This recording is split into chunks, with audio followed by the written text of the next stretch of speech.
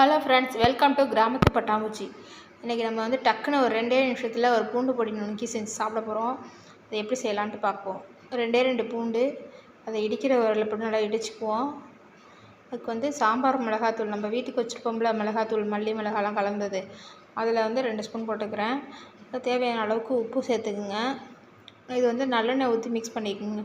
வேறு எந்த எண்ணெய் ஊற்றுனீங்கனாலும் அது டேஸ்ட் நல்லா இருக்காது, நல்லெண்ணெய் மட்டும்தான் நல்லாயிருக்கும். இது ஆல்மோஸ்ட் ஒரு பொடி டேஸ்ட்டில் தான் இருக்கும். இட்லி பொடி நம்ம சாப்பிட்றோம்ல அந்த டேஸ்ட்டில் தான் இருக்கும். சூப்பராக இருக்கும். இது வந்து டக்குன்னு ஒரு 2 நிமிஷத்தில் செஞ்சிடலாம். செஞ்சு முடிச்சாச்சு. இப்போ தோசைக்கு இதை தொட்டு சாப்பிட போகிறேன். நீங்களும் இதை ட்ரை பண்ணி பாருங்கள். எப்படி இருந்துச்சுன்னு எனக்கு கமெண்ட்ஸில் சொல்லுங்கள். சூப்பராக இருக்கும். இதனால் அல்சர் உள்ளவங்க ட்ரை பண்ணி சாப்பிடாதீங்க, ஏன்னா வயிறு வலி வந்துடும். நான் ரா மிளகாத்தூளுங்கிறதுனால வயிறு வலி வந்துடும், அதனால் ட்ரை பண்ணாதீங்க. சூப்பராக இருக்குது. நான் சாப்பிட போகிறேன்.